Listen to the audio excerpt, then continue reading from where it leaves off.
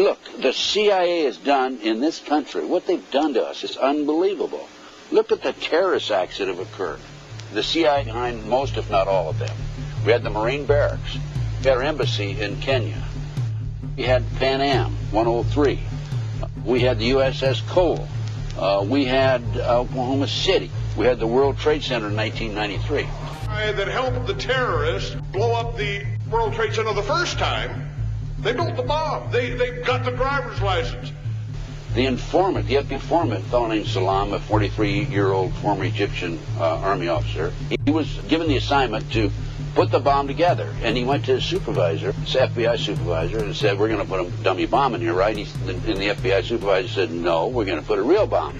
The FBI actually carried out the attack on the World Trade Center in 1993. They actually hired Ahmad Salam and paid him $1 million and gave him real explosives, a detonator, and told him to build a bomb and to give it to the foolish people that he was controlling to allow them to attack the World Trade Center complex.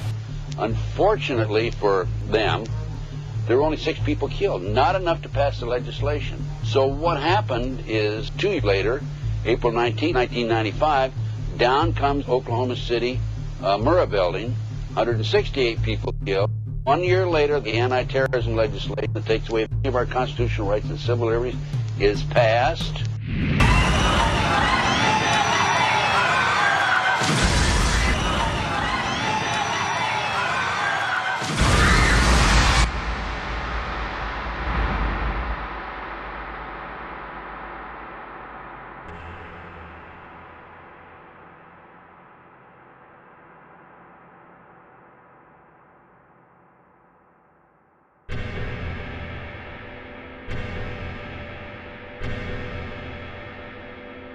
Because at 9:30 this morning, we were actually running an exercise for over a company of 1,000 people in London, based on simultaneous bombs going off precisely at the railway stations that happened this morning.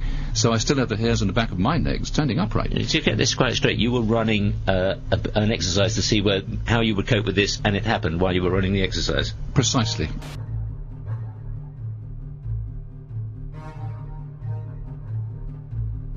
Supposed to believe is some kind of coincidence, there was also an anti-terrorist drill going on 7/7.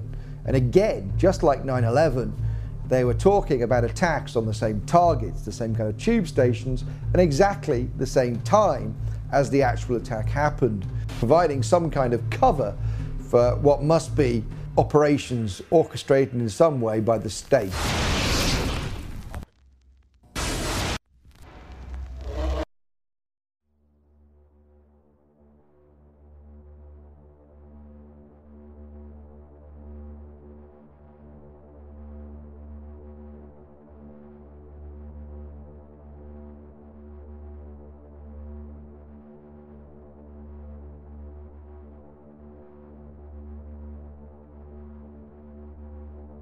I am absolutely appalled at how much people in this country do not think.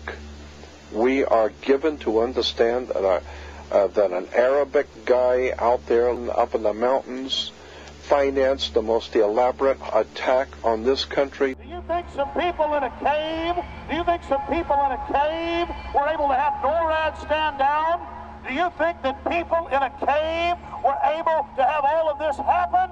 And when I think about how many Americans were killed in New York City, and believing as I do that this thing was a setup job, this is a textbook operation that Nazis used, and they've used it over and over again.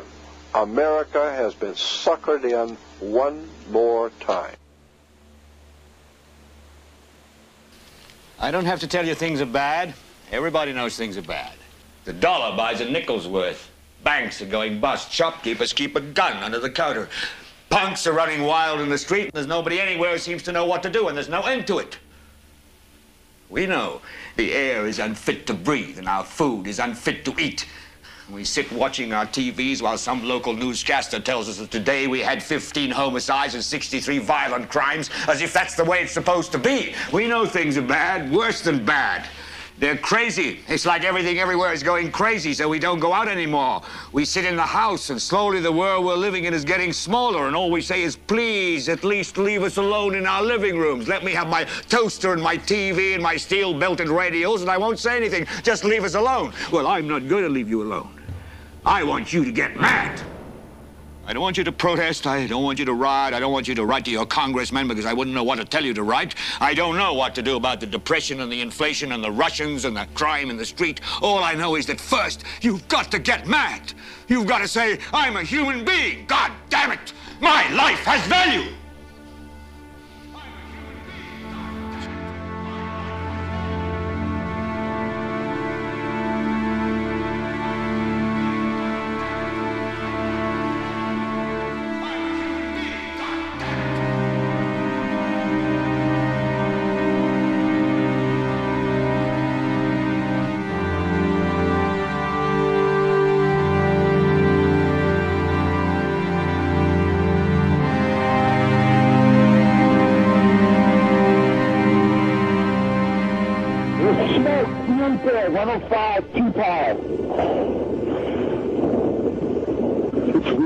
It's black, it's iron. My wife thinks I'm all right. I called her and said I was leaving the building. I was fine, and I'm banged. It's 3 of us, 2 broken windows. Oh, God!